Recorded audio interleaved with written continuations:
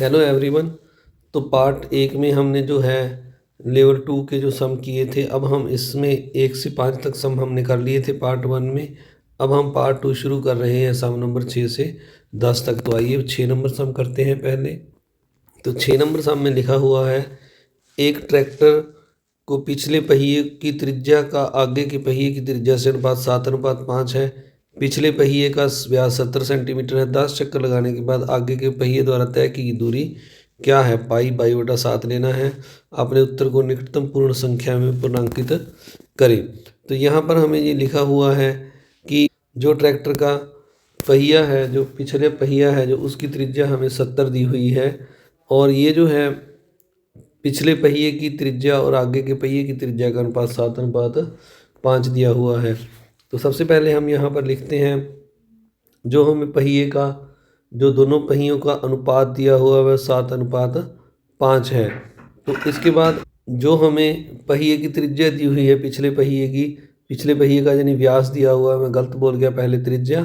तो व्यास है जो पिछले पहिए का डी हमें 70 दिया हुआ है। तो इसकी जो त्रिज्या है यानी आर, वो 70/2 यानी 35 सेंटीमीटर आ जाएगी। तो 35 सेंटीमीटर हमारे पास त्रिज्या आ गई है।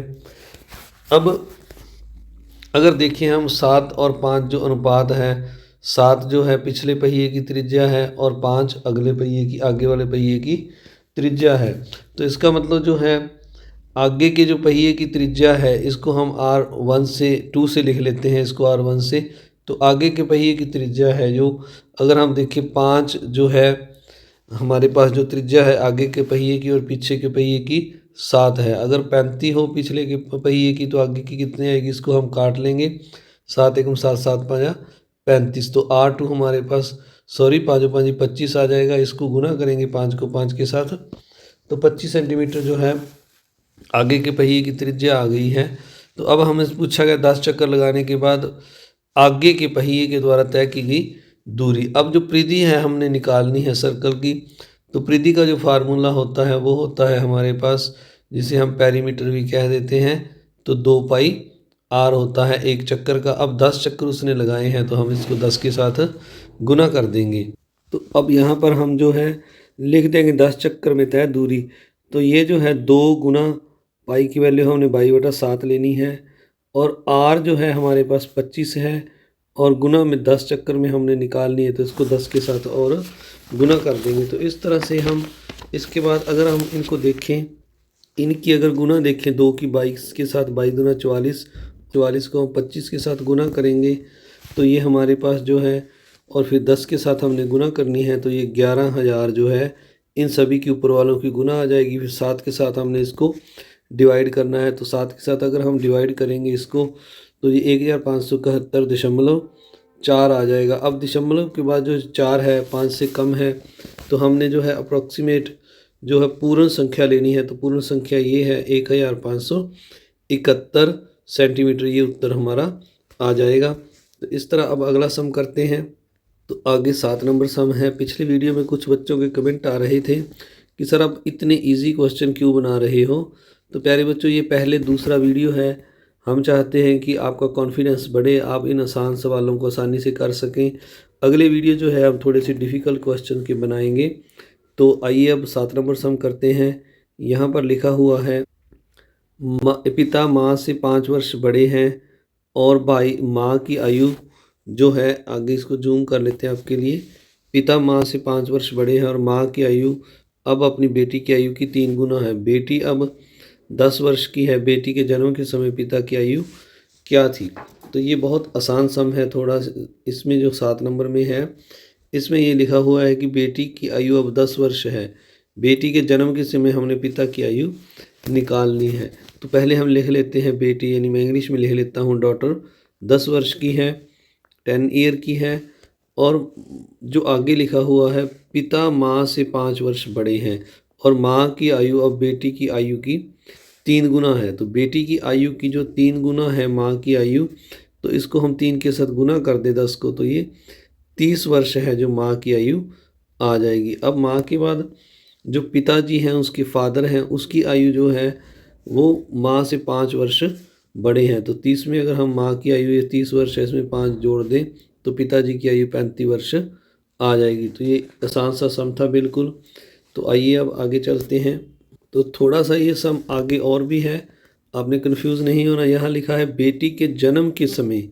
तो बेटी का अगर आज बेटी 10 वर्ष की है तो जन्म के समय उसकी आयु कितनी होगी? 0 वर्ष। यानी हमने 10 वर्ष पहले पिता की आयु निकालनी है। तो अब 10 वर्ष पहले हम जो 35 है इसमें से 10 को माइनस कर देंगे तो जो उसके जन्म के समय पिता की आयु 25 वर्ष आ जाएगी। तो ये आपने निकालना है, आपने यहीं 35 पर नहीं छोड़ना, आगे भी सम को करना है। आइए अब अगला सम करते हैं 8 नंबर। 8 नंबर सम में हमें यहाँ पर लिखा हुआ है two angles are complementary. Hindi में पढ़ते हैं, दो कोण पूरक हैं, एक कोण दूसरे कोण का 90% है, दो कोण हैं तो दोनों कोणों की हमने वैल्यू निकालनी है। एक कोण दूसरे का 80% है, दोनों पूरक हैं। तो आपको बता देते हैं जो पूरक कोण होते हैं दो, उनका योग दोनों का 90 डिग्री होता है, दो पूरक कोणों का योग। तो अब हमसे कहा गया है यहाँ पर जो एक कोण है वो दूसरे दो कोण पूरक हैं। तो यानी हम अगर यहाँ पर लिखें एक कोण हम x लिखें तो दूसरा कोण है जो 90 माइनस x हो जाएगा। तो ये दो कोण हो जाएंगे। एक बार फिर से लिख लेते हैं, यानी माना पहला a कोण x है तो दूसरा b कोण 90 में से x माइनस हो जाएगा क्योंकि दोनों का योग 90 है। अब आगे लिखा हुआ है एक कोण दूसरे कोण का 80% है। तो इसको हम थोड़ा सा जो ये दूसरा कोण लिखा है इसको हम इस तरह से भी लिख सकते हैं, ये जो x कोण है इसका यो है, ये जो x कोण है इसका ये दूसरा कोण है जो 80% है। तो 80/100 लगा देंगे, 80% है यानी, तो इनको काटेंगे तो 0 के साथ 0 कट गई, ये 4 आ गया ऊपर और यहाँ 5 आ गया। तो ये 4x/5 जो है दूसरा कोण आ गया है। अब इन दोनों का योग है जो 90 के बराबर है, तो इसको हम लिख लेते हैं, इस योग को हम इन दोनों के योग को 90 के बराबर लिख लेते हैं। अब हम एलसीएम लेते हैं, 5 आएगा तो यहाँ पर हम 5 को ऊपर और नीचे गुना कर देते हैं। तो अब ये 5x हो गया और ये 4 है, इन दोनों को जोड़ देंगे हम 5x + 4x और ये जो 5 एलसीएम आएगा यहाँ लगा लेंगे तो बराबर 90। अब 5 और 4 9x हो जाएगा।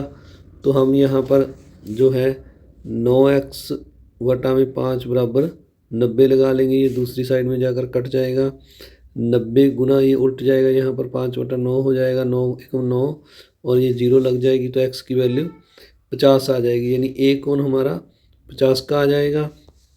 तो जो दूसरा कोण है b, अब हमारे पास जो 90 है तो 90 में से हम जो है b कोण निकालने के लिए 50 को माइनस कर देंगे, तो इसका मतलब b कोण हमारे पास 40 डिग्री का आ जाएगा, a 50 का आएगा। तो इस तरह आपने ये सम करना है। आइए अब 9 नंबर सम देखते हैं।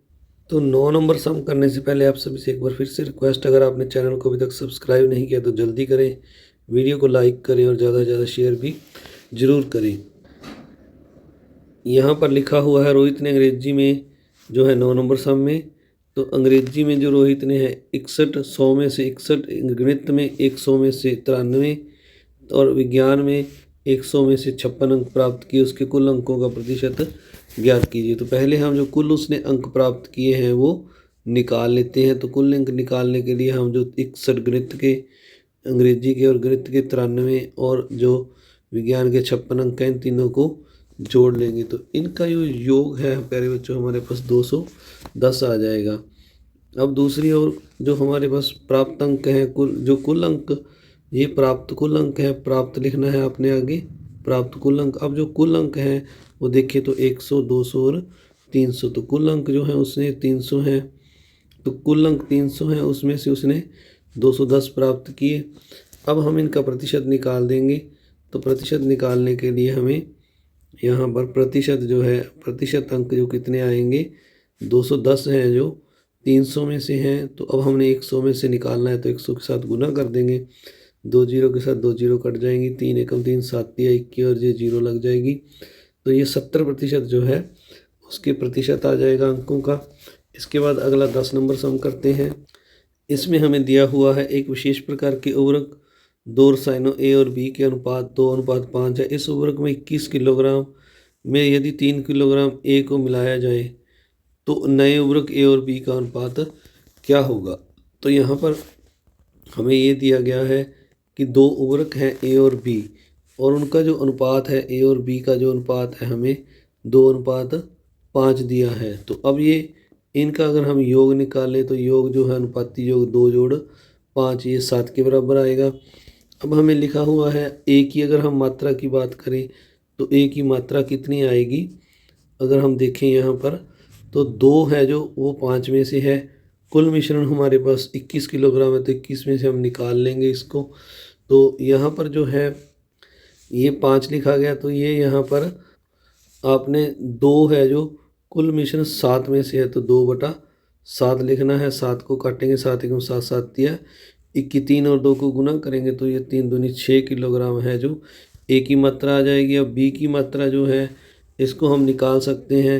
21 में से अगर हम 6 को माइनस कर दें तो क्योंकि ए की मात्रा 6 है तो शेष बी की रह जाएगी, तो ये 15 आ जाएगी। 21 - 6 15 किलोग्राम। तो इस तरह अब आगे पूछा गया है 21 किलोग्राम में यदि 3 किलोग्राम ए को मिलाया जाए। यदि हमारे पास ए 6 है, अब हमने ए में जो है 6 में 3 और मिला दिया तो अब 9 किलोग्राम हो गया ए। तो अब हमने ए और बी का अनुपात निकालना है। तो ए हमारे पास 9 है और बी 15 है, तो इनको हम काट देंगे। 3 9 5 3 15, तो ये नया अनुपात है जो 3:5 हो जाएगा। इस तरह आपने 10 नंबर सम करना है।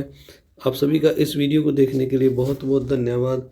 जो अगला वीडियो है हम थोड़ा सा डिफ़िकल्ट लेवल लेकर बनाएंगे। आपने चैनल को ज़रूर सब्सक्राइब करना है, वीडियो को लाइक करना है और ज़्यादा से ज़्यादा शेयर करना है। मिलते हैं अगले वीडियो में। Thank you very much.